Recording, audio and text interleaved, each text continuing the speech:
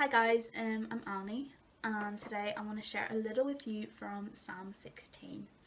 This is one of my favourites, and I've read it a lot and I've learned a lot from it. So I hope by sharing my thoughts with you all, you can be encouraged and maybe learn a little from it. So I'm going to read Psalm 16.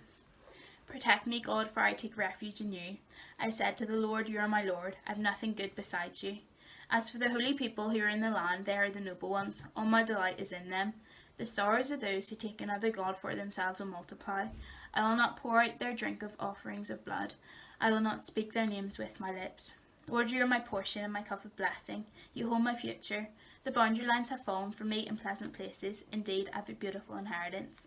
I will bless the Lord who counsels me, even at night when my thoughts trouble me. I always let the Lord guide me, because he is at my right hand. I will not be shaken. Therefore my heart is glad, and my whole being rejoices.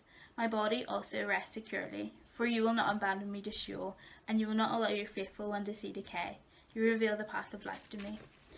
In your presence is abundant joy, and at your right hand are eternal pleasures. So in my Bible, the heading of this psalm is confidence in the Lord.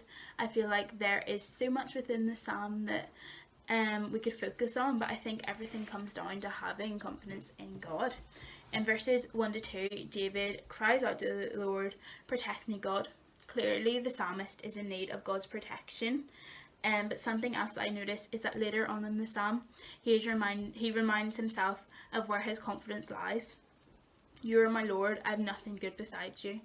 Verse 2, I feel in this time we can hear ourselves say similar things. We've asked God to protect us and our families, but we need to remember that, like the psalm says, there is nothing good besides God. Moving on to verses 5 and 6. Lord, you're my portion, my cup of blessing. You hold my future. The boundary lines have fallen for me in pleasant places. Indeed, I have a beautiful inheritance. These verses really reassure us that God is sure of our future and he is enough. It is a reminder that we should have confidence in him because he works everything for our good. Just like the verse in Romans 8 verses 28 says, we know that all things work together for the good of those who love the Lord, who are called according to his purpose. I don't think it's a coincidence that this kind of thing comes up quite a lot throughout the Bible. So it is definitely something that we should remind ourselves daily of. So verse 7 is the verse that drew me to this particular psalm. So I will bless the Lord who counsels me, even at night when my thoughts trouble me. In the past, and sometimes even now, I definitely struggle with going to sleep at night. This was down to a number of things, such as overthinking and having worries about the future and having feelings of fear. I know I'm not the only one who's ever felt this way, and it is really encouraging reading this know that, like, back then people felt the exact same way. So if I ever find myself caught up in this mindset going to bed at night, I remind myself that verse 8 says that God is at my right hand and he will not let me be shaken. The reality we face as Christians is that God is always there for us. The psalm challenges us to take an active approach with our faith. Like the psalmist did, we need to reach out and seek God when life feels overwhelming. Looking at verse 9, it reads, "Therefore my heart is glad and my whole being rejoices." The psalmist reminds us about the joy it is to know God.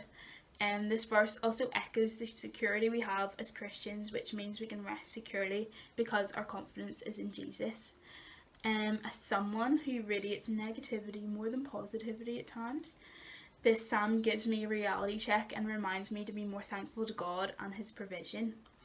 This psalm is full of incredible truths, and everyone should read it and discover unique parts that resonates with them. I've just highlighted some of my favourite parts and the parts that have impacted me the most, but I would really encourage you to spend time reading through it yourselves because I feel like it is such a powerful passage. So yeah, thank you for listening to me. I hope that I've encouraged you in some way and you have maybe learnt something. So thank you.